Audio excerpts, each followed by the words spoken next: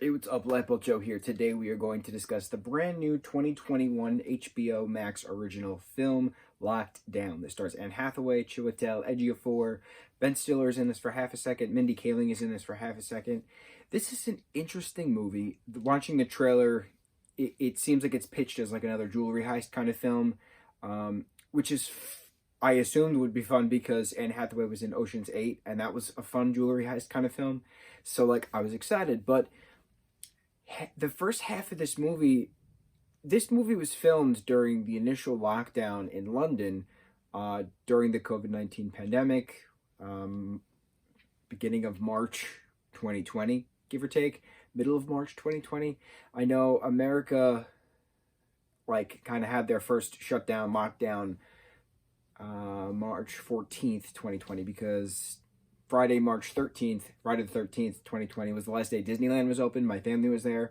It was scary just because the world was shutting down around us and we needed to figure out how the hell to get back to Long Island, which is across country. So I remember the lockdown procedure starting and it was strange. Like we couldn't do anything in LA. We could only do certain things were closing on other days. It was very strange. So to see another country's lockdown being filmed with like deserted streets of London, like I think it was weird. It was strange to see it.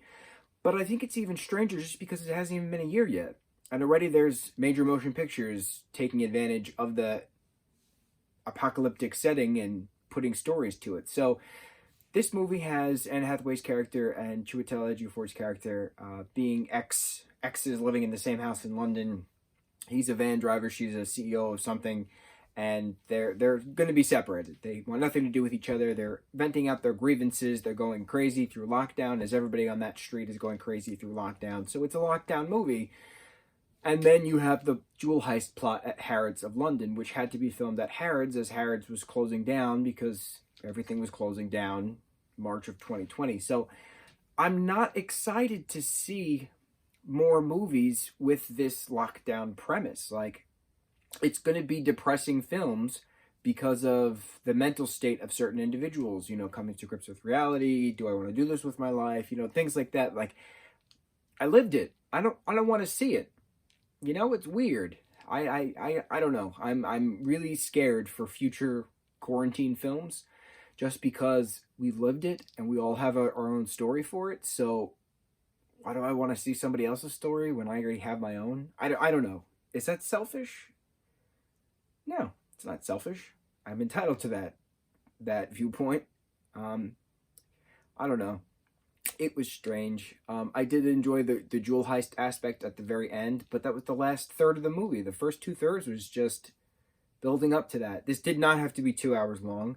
Everybody, of course, did a great job with what they were given, but I don't know, man. I am terrified. Scared is the lesser of the two evils. I am terrified for more movies of this quarantine to come, especially with the chaos that was the Trump presidency within 2020, and over 400,000 Americans died because of this virus. Like, it's just not. I am not looking forward to these types of movies moving forward. I am not.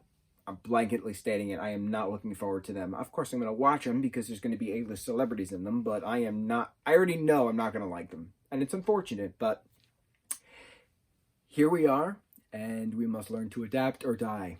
It's the best way to say it. So, Locked Up, it's on HBO Max right now. Go check it out if you want to, but you're probably going to be mad watching it because you yourself have your own quarantine story. Why do you need to see this rich couple in London have their quarantine story? Yes, the actors did a great job, but you have your own story. Like, tell it. Everybody can tell it now. If we're all supposed to be making money off of it, go tell your story. That's all I got to say. Mucho mahalo.